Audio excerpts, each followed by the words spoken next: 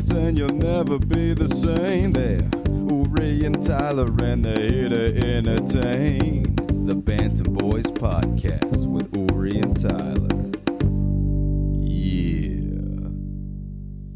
My goal is to maintain my alpha status. Tyler is the alpha of this podcast. Everybody knows Tyler's in control here. Tyler calls the shots. I call every shot in this podcast. It's actually a ventriloquy show. Uri is not real. I'm throwing my voice.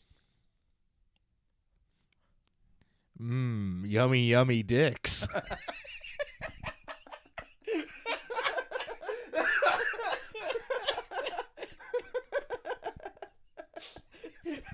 How did you know what I was thinking? How did you do that? That's incredible. Because I'm the alpha. I'm an X-Men whose superpower is I can tell when anyone's thinking about them yummy, yummy hogs. That's an easy. It's easy to tell when someone's thinking about cock. Yeah, because they're looking at me. Because they're breathing. All right, if somebody's breathing, they're thinking about fucking. No, not fuck, just cock. Just cock specifically. Yeah. It doesn't even have to be in a sexual sense. Well, hold on. I have a theory here. Yeah. Tell me what you think of this. And this is going to show up as part of my advice show on Instagram at the.uri.show. I think gay guys like dick more than straight guys like pussy. What do you think?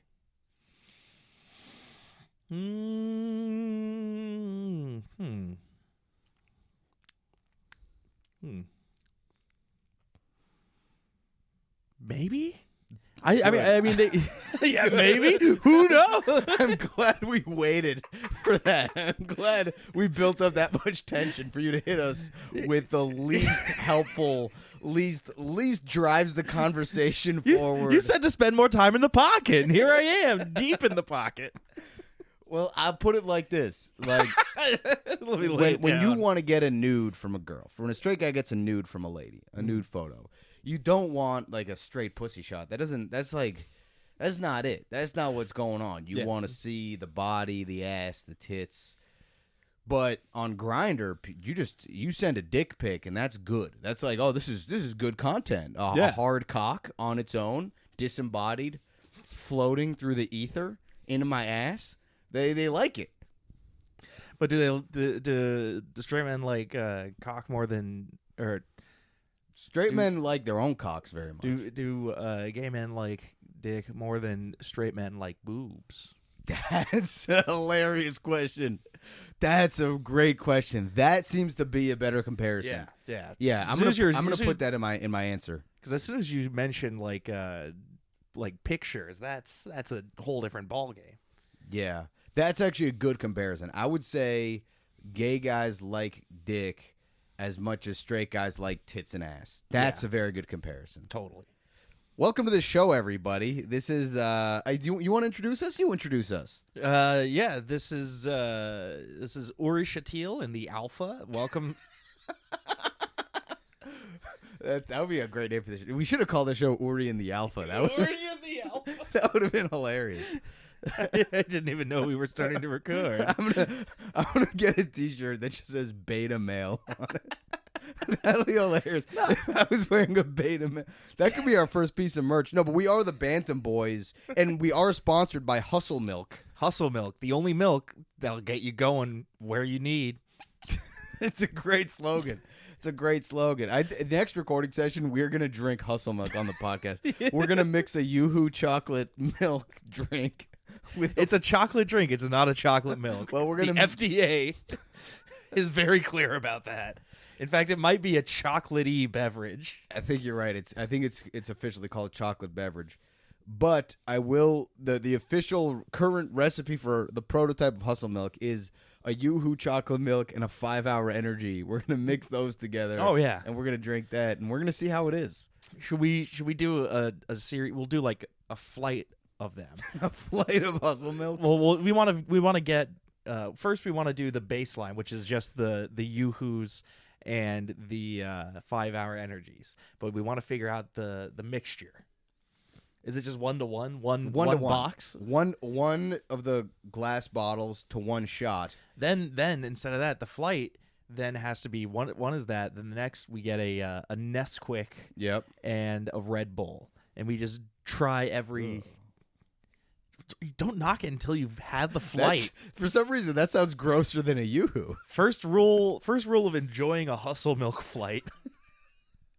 A flight of things is always and it's great good. Because you're drinking one Yoo-hoo, one Nesquik, and also one 5-hour energy, and then one Red Bull back to back. Right, so you're gonna be feeling good for the rest. You're of the gonna day. be hustling.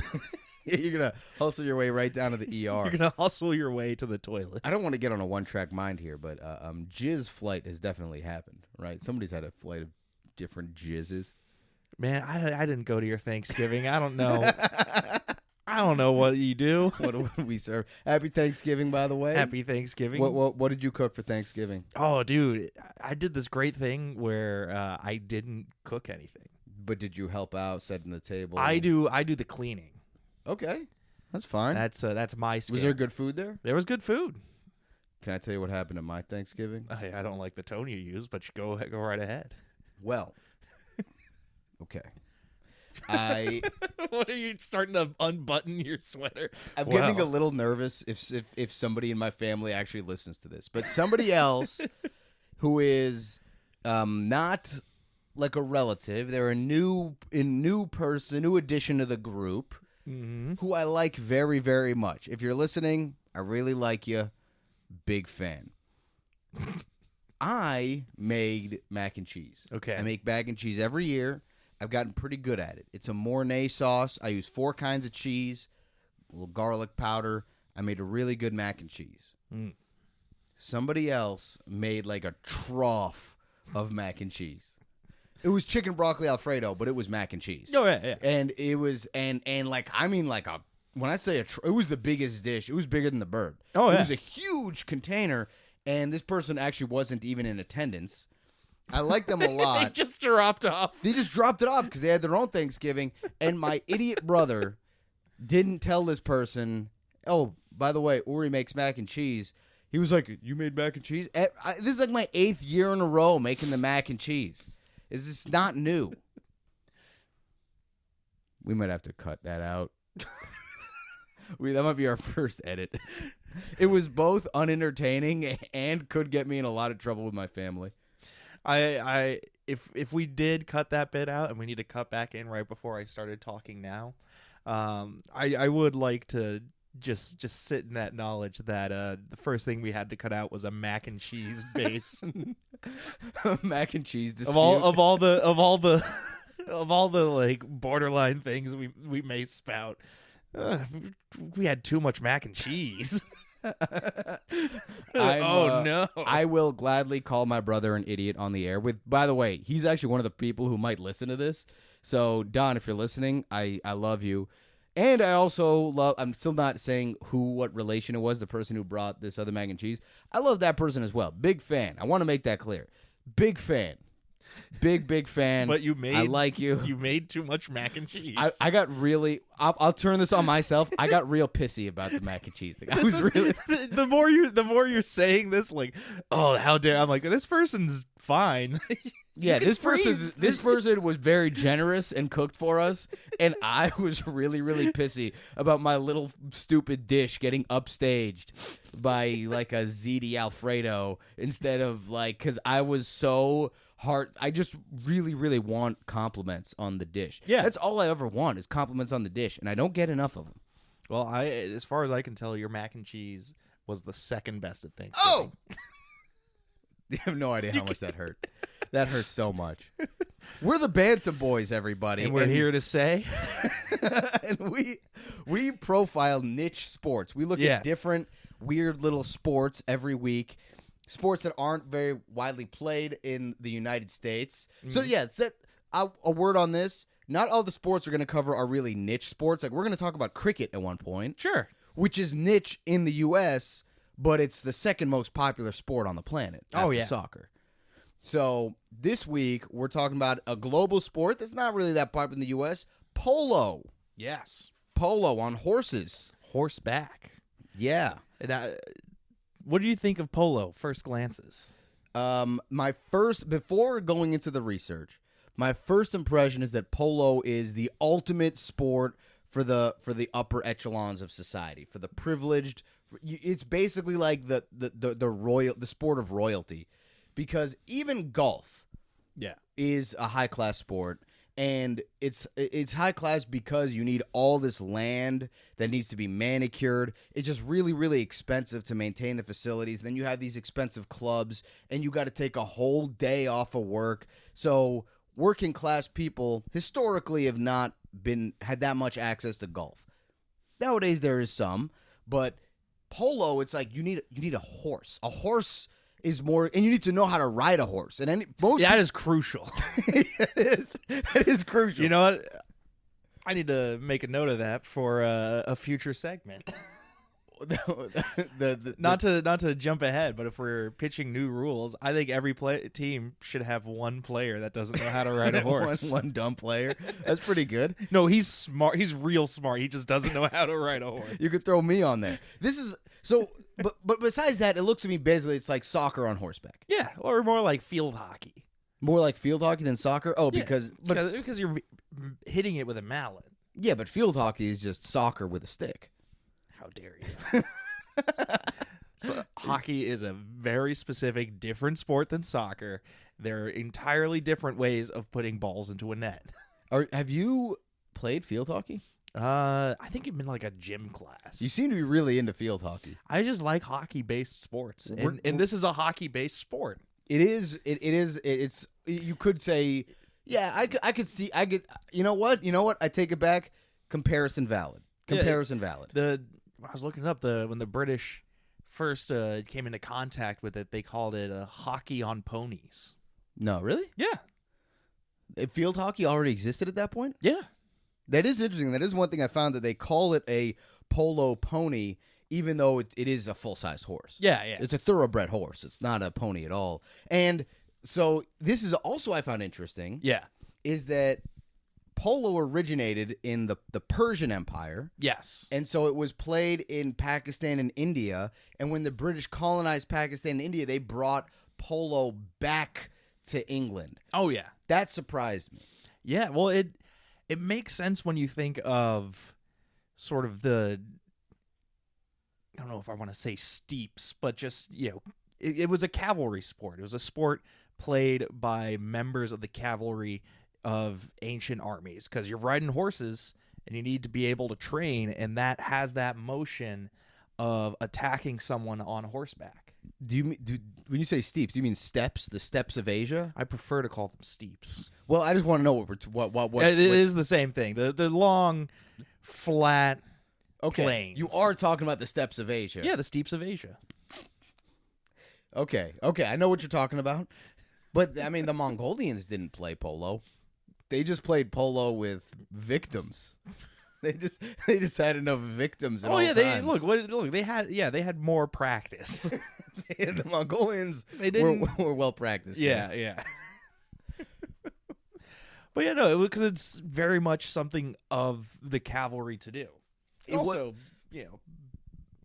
At a certain point going back, horses weren't necessarily a rich people thing.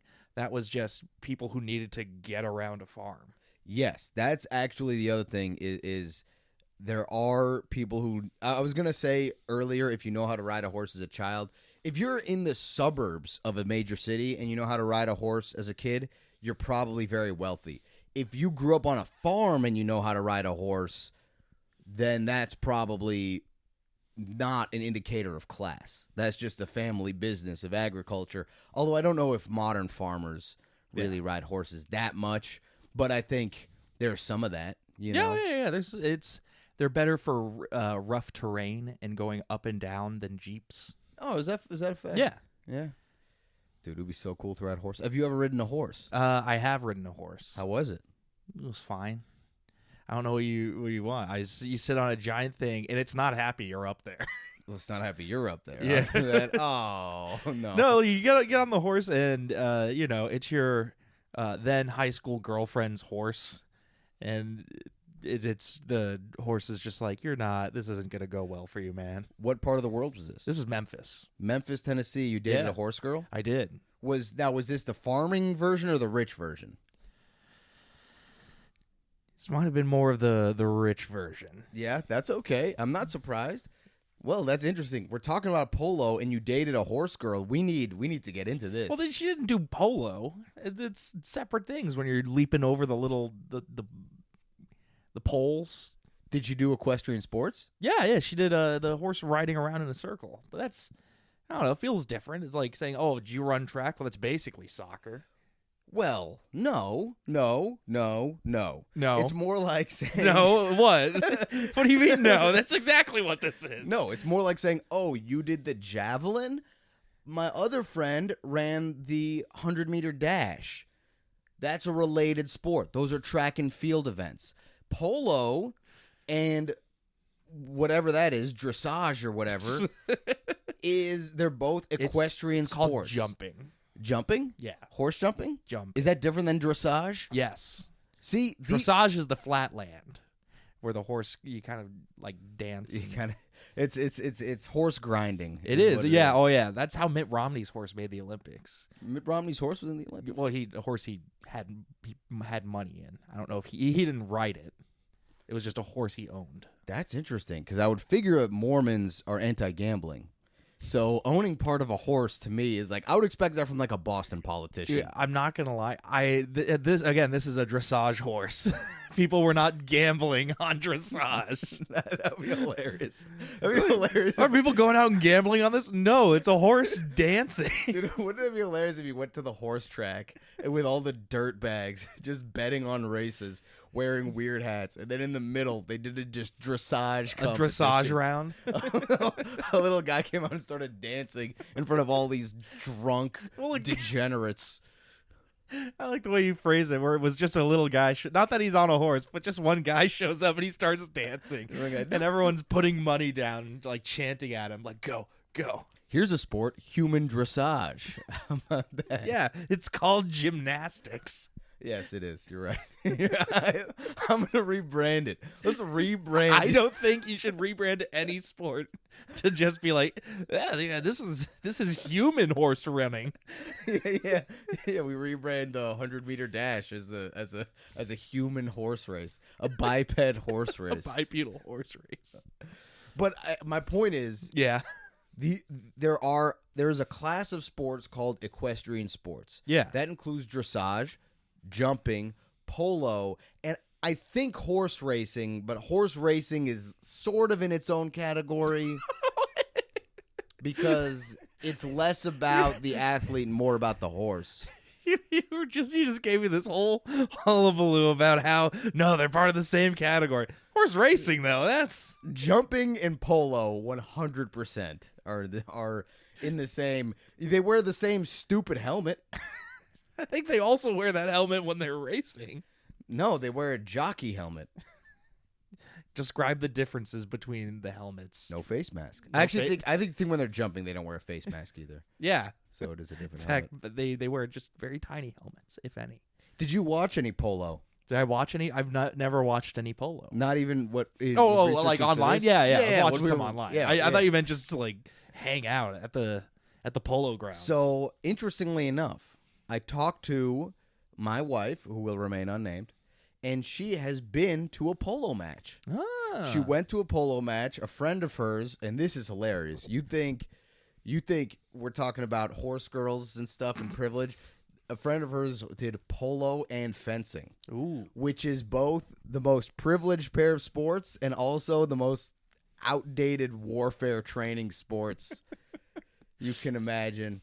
I think we could still use some good fencing in combat. That's what we need. We have all this money going into like, fancy space weapons, but what we need is a really long fencing sword, just so we can be in America and just kind of dangle it over the ocean. I want to meet a guy who's done fencing, polo for the cavalry, rifle shooting, and mixed martial arts for the hand-to-hand combat. All of them. That would be a dangerous person. It sounds like an anime character.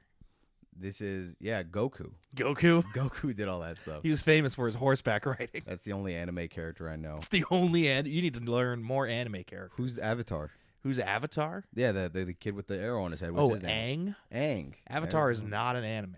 Huh? Avatar is not an anime. You know, Avatar: The Last Airbender is on anime. It is not an anime. It's not. No.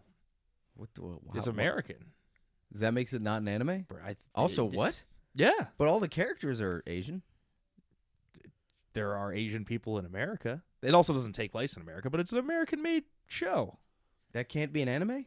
Anime, I'm pretty sure it has to be from Japan. I'm going to disagree. SpongeBob an anime? No, that's a cartoon. But the Boondocks is an anime. It's like an action cartoon. Yeah, but just because it's an action cartoon that's not what an anime is. There's anime that aren't action-based. That sounds like it sucks. It's real good. My older brother, aforementioned, who I was shitting on earlier, when we were kids, he watched an anime based on the board game Go. Ooh, you know Go? No, I know Go. We'll cover Go on this show. We'll do a Go show. Yeah, but it was it was like it's like an anime, but the big climactic like battles are Go games. So there'd be like all this crazy music, whoosh, bum bum bum bum, and the guy just put a cube down on a board, a little pebble. Yeah, it was. I thought it was very silly. Yeah, I mean, there's plenty of anime about like board games.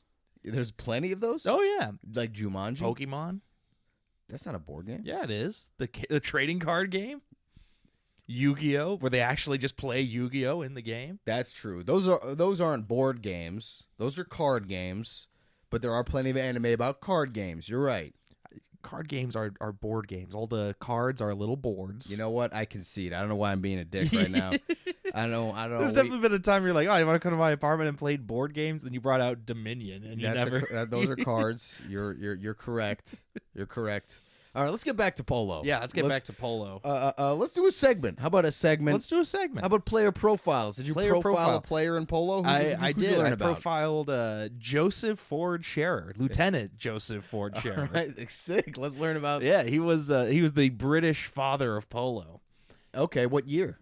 1859. That's early. Yes, very early. He was in India.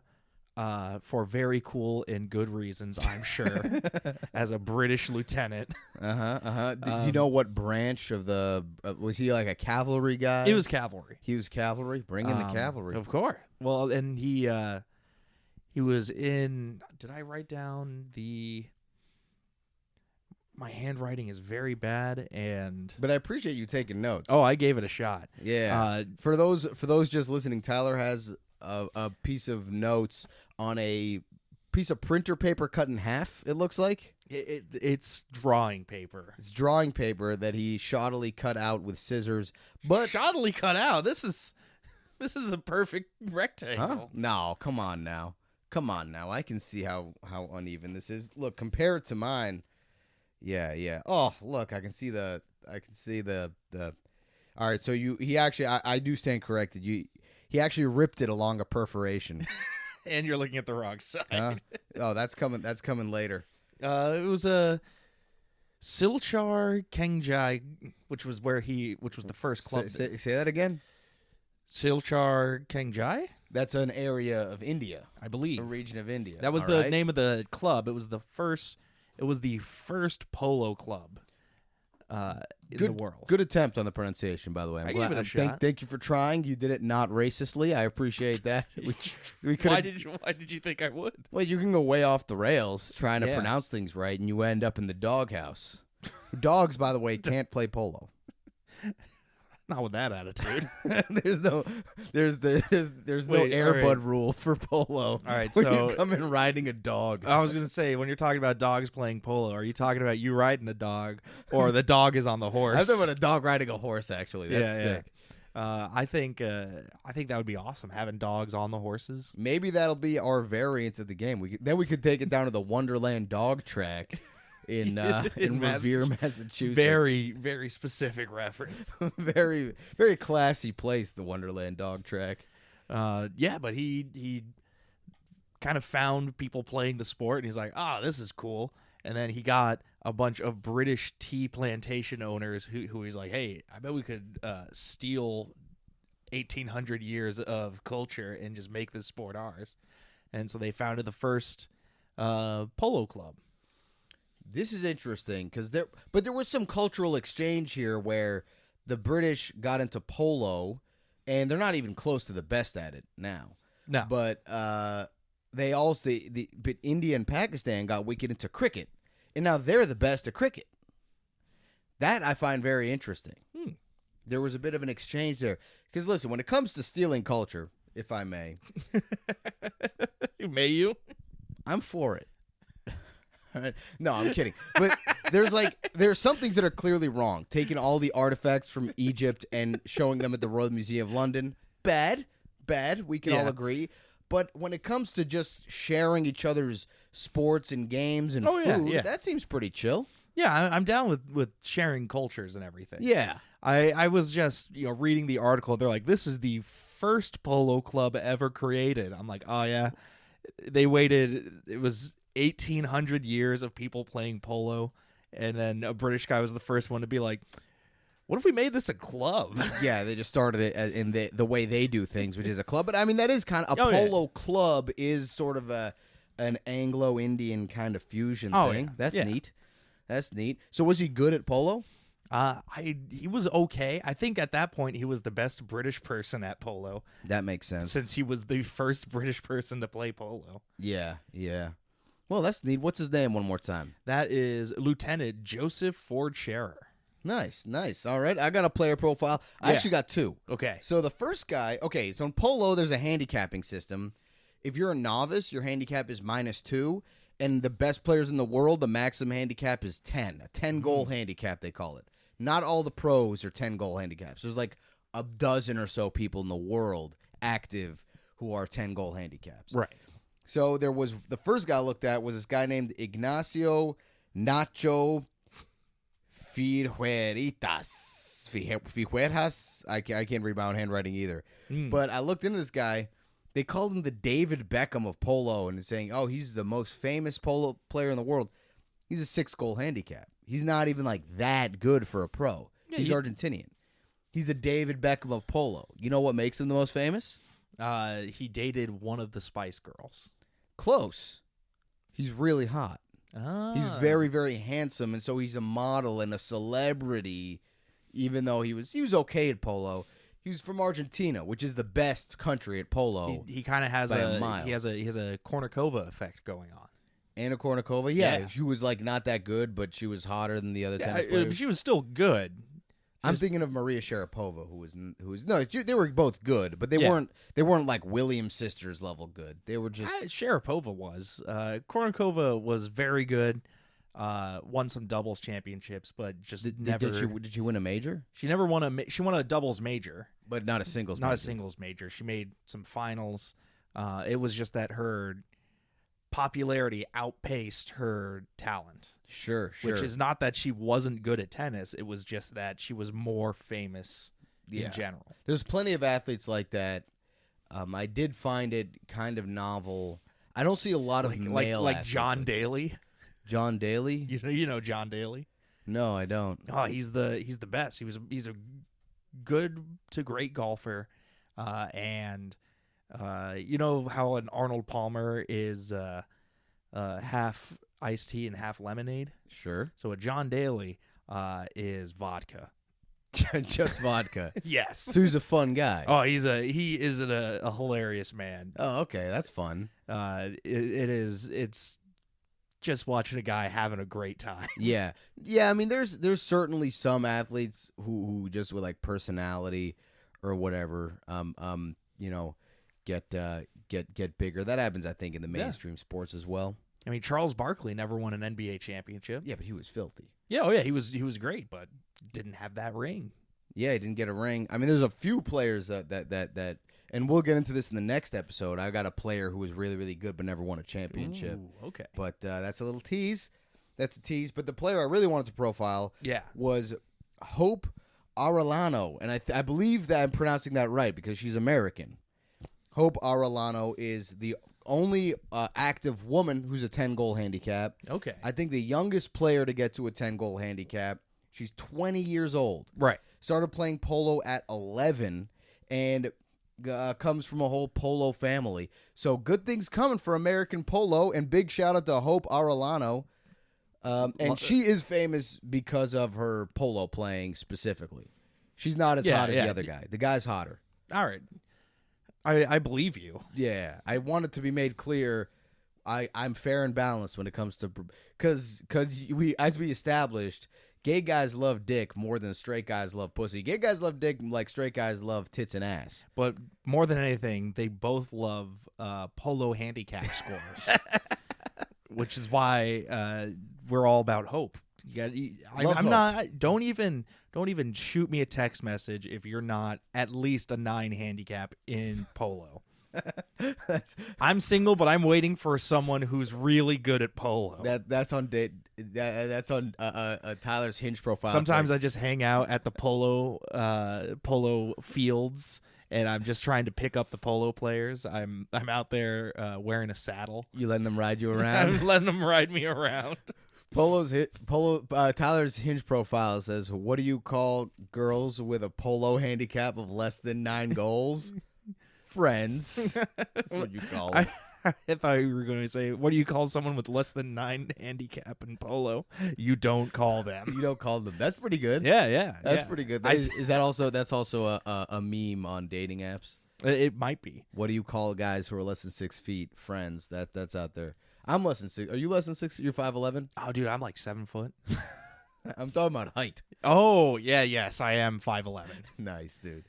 Though I got annoyed. I went to a doctor's office, and either I shrunk a little, or the doctor, because she's like, oh yeah, you're like 5'10". I'm like, did I lose an inch of height? And I look down, and the measuring tape is like curling up at the bottom, like it's not fully stretched. You do also fluctuate throughout the day. And if you're borderline, like I'm 5'6", borderline 5'7". Some doctors have measured me at 5'7". Some doctors have measured me at 5'6". I say 5'6" because I don't care, and I'm good looking anyway, so it doesn't matter. Yeah. But some people get real sensitive about it. Some people insist on that extra inch. I mean, I've often insisted on an extra inch. Yeah. I don't need an extra inch, baby. I got plenty enough as is. Yeah, I just wish it wasn't so blue. I'm the beta male of this group, by the way. I do want that known. We didn't include that first part where I asserted dominance. We did. Oh god, I'm scratching my balls on camera. This is bad. I forgot we were on camera for a second, but I had to do it. Had to do it. Yeah, if you're just listening, you got to. If you're watching, you're welcome. All right, let's do another segment. Actually, I did want to... We call that pocket polo. Pocket polo. Pocket polo's hilarious. You're trying to get the balls where they need to be, man. I like to think I'm always riding my horse. Yeah, I'm always astride a steed. A steed. Yeah. One thing I wanted to point out too that I thought was so polo is played 4 versus 4, right? I'm picturing a series of prophylactics that do include a little saddle on the top. A condom with a saddle? Yeah. So someone can sit on top of it? Yeah. I think the real thing would be to put a saddle around your dick and balls, so when the person sits on it, it's like they're sitting in a saddle. That would be interesting. I'm picturing putting like a little cowboy action figure. Action figure play is interesting. Is it? Yes, it's a genre. A genre of what? Mostly a genre. Of things that got you kicked out of Toys R Us? Welcome to this week's episode where we go through Uri's top 5 reasons he got kicked out of Toys R Us. Uri's top 5 sex crimes. Oh, God. Number 1, jizzing on the action figures at Toys R Us. Okay. Yeah. You want to keep going down this bit, Uri? Yes. That would. I thought this would be goofy and gross, and this is just hardcore gross. Number 2, letting a guy blow me for $200. That's illegal. That's illegal if you don't film it. Number 3. And you kept telling the cops, but there's security cameras here at the Toys R Us. Those are actually my only 2. Those are my only 2 illegal sexual acts. And aside from the Toys R Us one, I think they're okay. It's not up to you to think they're okay. Yeah, it's by the way, this is a comedy satirical podcast, and I didn't do either of those things. And that's right, this is a comedy podcast. Boink! That's me winking at the camera. There is a rule about that. Like, no, there's a lot of rules about not masturbating at Toys R Us. I think most laws are that. That's against the rules. Don't do that, everybody. Stay home. But stay home. If you're gonna whack off, stay home and do it. And don't choose a defunct business. Yeah. I whacked off at KB Toys. Oh God. I thought this store hasn't been open in 15 years. I thought it would be fine. You know how there's the toy store Build-A-Bear Workshop. At my job once, they were doing a charity, like a carnival, and they had an off-brand version of that, and it was just called Fill-A-Bear Workshop. Fill-A-Bear, yeah. And it made me it felt a little bit like there's some people you need to have a pass through on all of your names of businesses. Well, especially because the whole workshop. Tyler's a hairy guy. They just brought him out. Yeah, and said, "All right, everybody, it's time to fill the bear." And then you sort of blacked out, right? Yeah, well, I had whited out. All I could see was white. Oh my God. Yeah.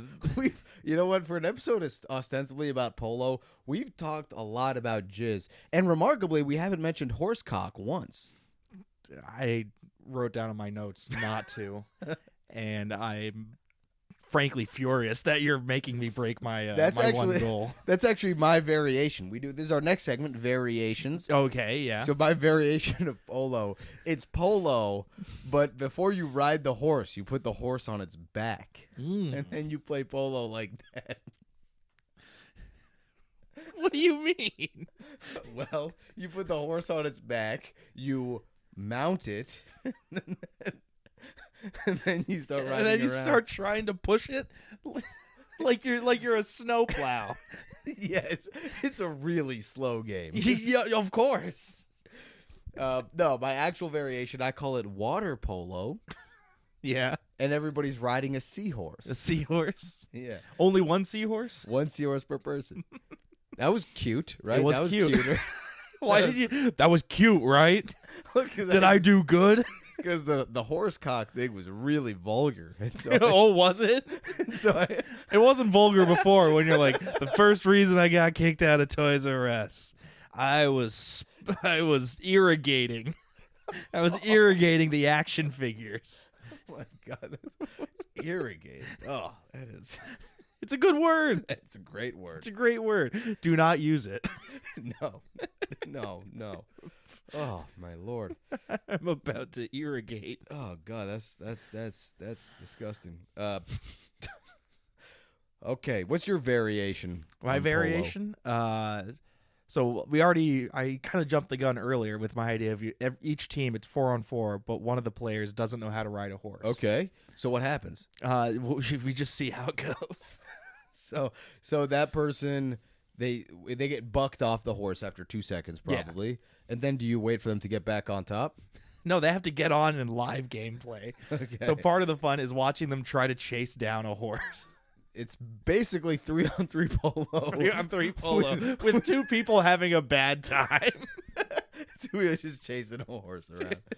Well, then it's like Quidditch. Whoever can get on the horse first gets 10 extra points. It's like catching the snitch. Oh, how about this for a variation? It's 3-on-3 polo, but then you have a fourth teammate on a horse, but they're doing dressage at the same time. So it's sort of like the biathlon where there's a racing element and then a rifle shooting element. It's like two completely unrelated things that can't be scored similarly, but your score, like if I beat you by 1 point in the polo part, yeah, But then you got a better score in dressage, then we tie. So you have to beat them in polo and dressage at the same time. What if it was 4-on-4 polo, but while everyone's playing, you can also have a player step off to the side and go into research and development and slowly build a tank. and then come back in the tank, so you've outdated horse warfare. Dude. Or pike squares. We get a lot of people. What's a pike square? Oh, it's a line of soldiers in a square with pikes. Oh, that makes sense. It was a good defense against horses. Oh. So all you really need is a long stick. Yeah. I mean, there was the famous Braveheart scene where they impaled a bunch of horses. Yeah, and that's how you do it. You get set up in your phalanx. Yeah, if you're old school, or just a pike and shot formation where you have the people with the guns, then the people with the swords. Now, I'm sure this has been done. Jeep polo. Jeep polo? That would absolutely. be crazy. There's already motorcycle and bicycle polo. I saw both of them. There is? Yeah. Motorcycle polo is sick, dude. I might do motorcycle polo. You're going to do it? It's dirt bike polo. I assume it's dirt. It might be just dudes in gigantic Harleys. Dudes on 2000 They have the Harleys. giant They're choppers. the chopper bars. Whoa! So one of the interesting things, the only rule that's really polo, but it's on those mono wheel skateboard things. Oh, the electric unicycle. Yeah. I mean, now you're straddling the line between field hockey and polo. Oh, but am I straddling it now? There is one. Well, you got to turn the horse upside down first. There is one rule that is interesting, and I couldn't quite figure it out. But basically, the rules are designed to protect the players and the horses and to avoid collisions.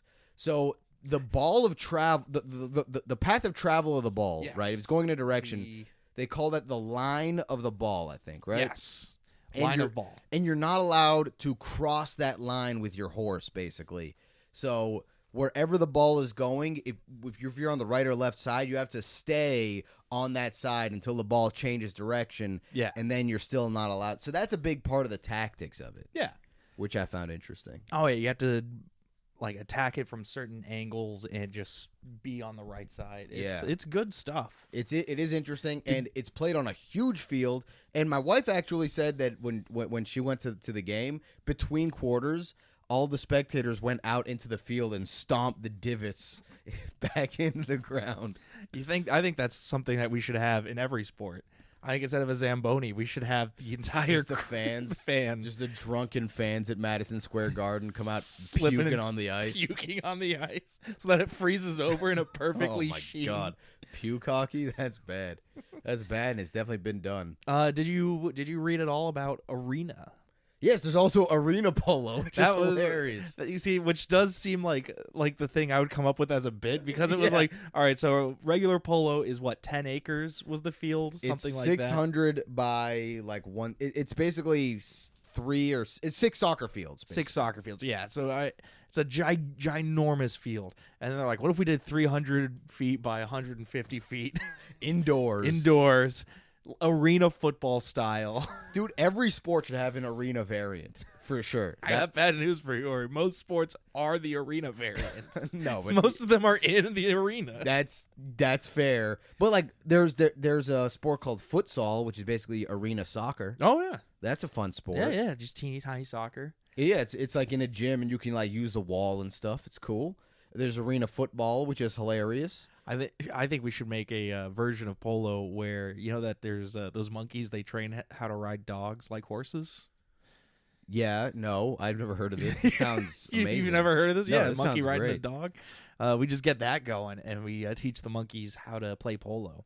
It's the first step before teaching the monkeys classism, which is our ultimate goal of this sport. You've got monkeys riding dogs, playing polo. So there's no humans involved. No. Well, I mean, the humans got to they don't naturally do this. The humans got to You do have to intervene a little bit. You know, it would be strange if we wandered into a clearing and saw all these monkeys and dogs riding around. Well, monkeys and dogs are natural foes. Are they? Yeah. Not in the movie Most Valuable Primate. Is that like an Air Bud type movie? Yeah, it's where the monkey plays hockey. It's a real movie. Sounds pretty funny. Yeah. Do they get like one of those movie chimps to do silly takes to the camera and stuff? No, they got a real blue collar chimp. They got the Harrison Ford of chimps. They pulled him off of a carpenting job. No Hollywood experience. They wanted a real gritty chimp. Yeah. Legend has it that he was writing it. The chimp was writing the screenplay, sleeping in his car all the time. Let's do one more segment. We did player profile. We did variants. What would be your strategy if you were going to play polo? My strategy is try to spook the other team's horses. That's good. So they freak out. So you have a scarecrow on your horse? I have a scarecrow. I'm constantly blowing a vuvuzela. Okay. Just loud noises. Trying to scare the other horses away. Yeah. But the trick is you got to do it without scaring your own horse. So for months ahead of time, I've been preparing them to deal with my trolling. That's good. That's fun. And what happens when the horse runs out of the field completely? Then you just waltz right in. You waltz right in. You dressage right in. Dressage. Yeah, I'm high stepping.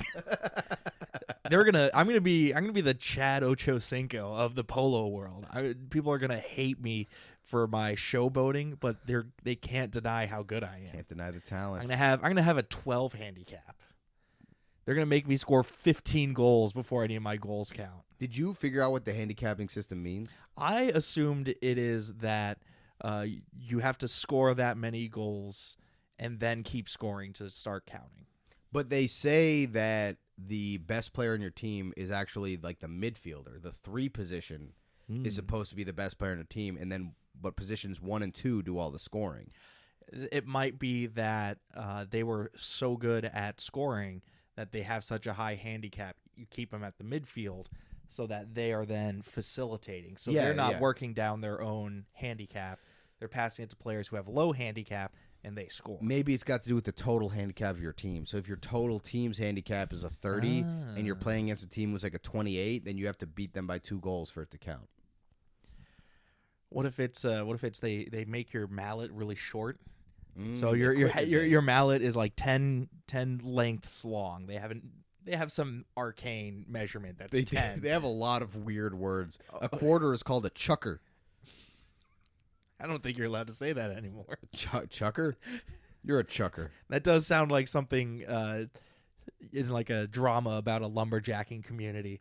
You're not allowed to date him. He's just a chucker. He just chucks wood in a truck, and that's all he does. But Dad, I love him.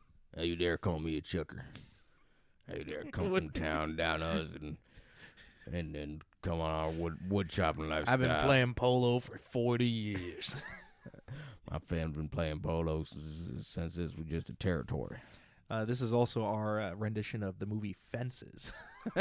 Oh, God. That movie does not take place in the South. I retract that bit. Yeah, it's in New York City, isn't Philadelphia. it? Philadelphia? It's part of the Philadelphia cycle.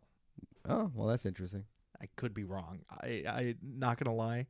I don't know what most movies or plays are. He's so nervous right now. I'm very nervous. You're like a cat on a hot tin roof. That's another play, I think, by the same guy. No, that's Tennessee Williams. Tennessee Williams. Yeah. And whose Fences? Oh, that I'm pretty sure is Martin Short. The play is by Denzel Washington. It's not by Denzel Washington. That's the joke. He was in the okay. movie. I didn't just pull out a random black guy. I did want to make sure I was thinking of the right movie. Yeah. That's the movie. Where he doesn't let his son play sports. Something like that. Yeah. Yeah. All right. I got my strategy for polo. Yeah. My strategy for polo would be that I instead of getting a polo horse, I get a dressage horse. Yeah. And yes, my whole strategy would be distraction based. So while the other people are like going fast and hitting the thing with the mallet, I would just be dressaging around. And then they look at me, they're like, what the hell is going on there? And then boom, I come in and I got the finesse. I'll be a finesse player. New strategy just dropped. You get a horse that's real sexy. So the other horses are all distracted by your Bugs Bunny style sexy horse. A mare. A mare. I would have a mare. Yeah. I mean, it's implied that if I'm riding a horse, that horse is going to be fucking hot. What are they going to ride? Some ugly, like, 6 horse? No. 6 out of 10 horse? No, man. My horse is going to be good looking. I want a real homely horse, because that's a horse that'll work harder. Yeah, it's a horse that appreciates you riding it. Instead of a really hot horse who knows that they can just drop you at any second and pick up someone just as good. You ever walk up to a horse and it just looks at you and goes, no. No. The key is to try riding a bunch of different horses, because if you just keep trying, eventually one of them is going to let you on top. That's why everyone at all those like horse events dresses so prim and proper. It's because they're trying to look good for the horse. They're trying to fuck a horse. Some guy tried to show up with just a t-shirt and jeans. The horse said, no. See, my move is when I go to make love to a horse, is I put my hand in there all the way up to the elbow. Yeah. Yeah. Well, then what are you doing? Is it just going in and you're just sitting there? No, I believe that's what like a horse vet does. I don't know if that's an anus or a vagina. That's usually for pregnancy testing. You put your you go in like and then you hold down and you just feel for it. You go shoulder deep. Yeah. Right? Yeah, it's not anal. I always thought that was. You can, but I don't think they'll appreciate it. Oh my god! I'm glad you didn't try this out before getting some secondary information. I know you were walking around Central Park with those rubber gloves. What about this for a polo strategy? I just get off the horse and then I just go kick the ball around like you fucking idiots. You see, the problem with that is I think you will then be trampled by a horse. It's likely. It's likely. I'm putting my horse front legs roller skates, so he doesn't have to lift up his front feet. That's a good strategy. Yeah, that's a good strategy. Chariot. I would be playing chariot polo. Chariot polo. Yeah. Yeah. They still do chariot racing. Of course. It's not called that. It's called like kart racing or something. But they'll do it at horse tracks. Oh yeah. And I mean, we'll talk about it in the future, but what I'm thinking for that is Mario Kart style. Throwing bananas around? Yeah. Oh, yeah. Not a bad strategy for polo, too. Yeah. Throw some bananas, have a horse slip. What if my strategy is I ride a donkey, so I'm closer to the ground? Closer to the ground? Ooh, that could be good. A mule? Yeah, I could mule it up. Mule it up. You get the mule going. I'm riding a giraffe. That way I can get a bird's eye view. You see the whole thing? I was thinking of maybe riding a lion or something sick like that. I'm going Hannibal style. I'm riding elephants. Yeah. You've got a 30-foot mallet that you're. Well, yeah, but it's still the same like thickness. The head is the same. Size, it's all the same, but it's just very long. It's like a deep hole in lacrosse. A deep pole. They got longer poles? Yeah, 10 feet, 6 feet. But that's not helpful on offense. You want a shorter pole for offense? Yeah, shorter pole because then you have more control. The longer pole so you can smack people from further away, and that is the truth. It's excellent. Yeah. All right, well, I think we're going to call it there. Thank you all so much for watching. We're the Bantam Boys. Follow us Instagram at Bantam Boys Cast. Like, subscribe at the.uri.show. I'm at Tyler_Durniak_comedy. And if you're listening, leave us 5 stars on iTunes. Please. It's very helpful. And if you're watching, like, comment, and subscribe. Yeah. All right. Thanks, everybody.